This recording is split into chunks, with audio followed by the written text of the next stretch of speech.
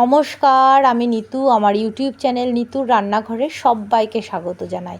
আজ বানিয়েছি চানা পনির মশলা। রেসিপিটি আমি ফ্রাইড রাইসের সাথে পরিবেশন করেছি, তবে আপনারা চাইলে রুটি, লুচি, পরোটা সব কিছুর সঙ্গেই রেসিপিটি পরিবেশন করতে পারেন। খেতে ভীষণ টেস্টি হয়। তাহলে চলুন দেখে নিই রেসিপিটি আমি কিভাবে বানালাম। তার জন্য আমি এখানে পনিরের টুকরোগুলোকে এরকম ছোট্ট ছোট্ট করে কেটে নিয়েছি। এখানে নিয়েছি 4টে পেঁয়াজ কুচি, পনির বাটা, এখানে কাঁচা লঙ্কা, আদা আর রসুন বাটা। আর ওগুলো আমি ফ্রাইড রাইসের জন্য রেখেছি। ফ্রাইড রাইসের রেসিপিটি আমি অন্য দিন শেয়ার করব। আমি 2-3 ঘন্টা ভিজিয়ে রেখেছিলাম কাবলি ছোলা।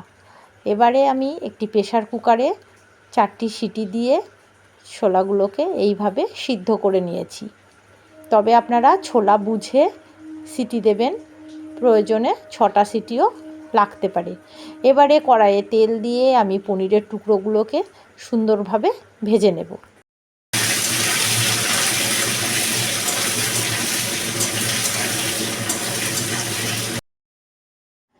এবারে পনিরের ওপরে দিয়ে দিচ্ছি সামান্য একটুখানি হলুদ আর অল্প করে লবণ। এই নুন হলুদ দিয়ে পনিরগুলোকে আমি বেশ সুন্দর করে ভেজে নিয়েছি। তুলে নিচ্ছি একটি পাত্রে। পনিরগুলোকে তুলে নেওয়ার পর এবারে ওই পনির ভাজা তেলের ওপরেই আমি ফোড়নে দেব একটি শুকনো লঙ্কা 2 ভাগ করে, একটি তেজপাতা 2 ভাগ করে নিয়েছি, আর কিছু গোটা গরম মশলা, এলাচ, লবঙ্গ ও দারচিনি। ফোড়নে সুন্দর গন্ধ বেরোতে শুরু করেছে। এবারে আমি যে পেঁয়াজগুলো কুচিয়ে রেখেছিলাম, প্রথমে দিয়ে দিলাম পেঁয়াজ কুচি। পেঁয়াজ কুচি দিয়ে আমি অল্প একটু নাড়াচাড়া করে নিচ্ছি। এবারে দিয়ে দিলাম নুন আর পরিমাণ মতন হলুদ।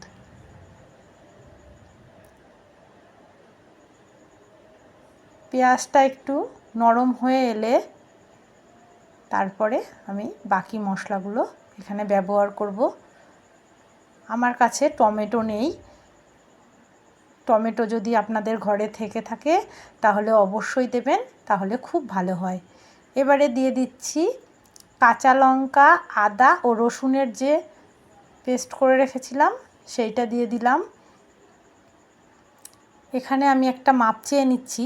একটা জিনিস আমি আপনাদের দেখাতে পারিনি, সেটা জিরে ধনের গুঁড়ো আর একটু কাশ্মীরি লঙ্কার গুঁড়ো ব্যবহার করেছিলাম, সেটা আমি আপনাদের দেখাতে ভুলে গেছি। এবারে দিয়ে দিলাম যে পনির বেটে রেখেছিলাম, পনিরের 3টে টুকরো আমি বেটে রেখেছিলাম, পনির বাটাটা দিয়ে দিলাম। আর একটি আলুকে আমি যে ছোলা সেদ্ধ করে রেখেছিলাম, এই ছোলা সেদ্ধর সময় একটা আলুও আমি সেদ্ধ করে নিয়েছিলাম। আলুটাকে একটু হাতে ভেঙে দিয়ে দিলাম এই মশলার ওপরে। এবারে এই আলুটিকে মশলার সঙ্গে ভালোভাবে কষিয়ে নিচ্ছি। খুব ভালোভাবে কষিয়ে নিতে হবে মশলাটা, তাহলেই কিন্তু আসল টেস্ট পাবেন।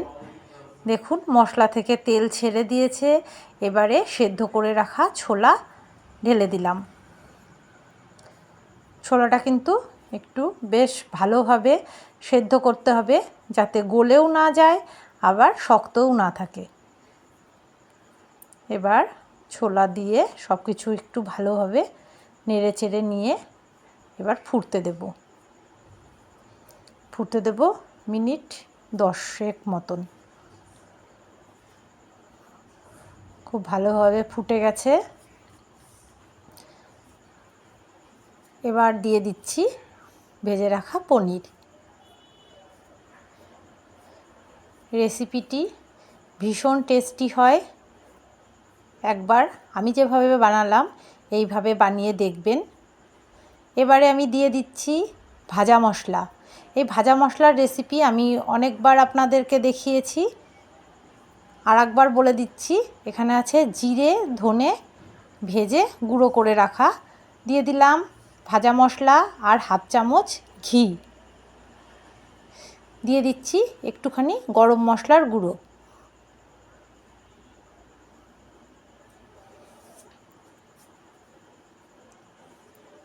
এবারে সব শেষে দেব সামান্য একটু চিনি।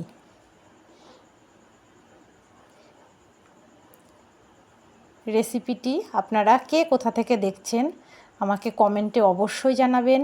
রেসিপি ভালো লাগলে অবশ্যই একটি লাইক, শেয়ার ও সম্ভব হলে আমার চ্যানেলটিকে সাবস্ক্রাইব করবেন।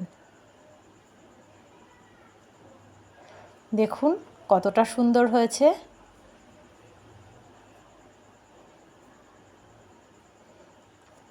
দুই একটা ছোলা আলু তো ভাঙাই আছে, একটু ভালোভাবে ভেঙে চুড়ে মিশিয়ে নিতে হবে।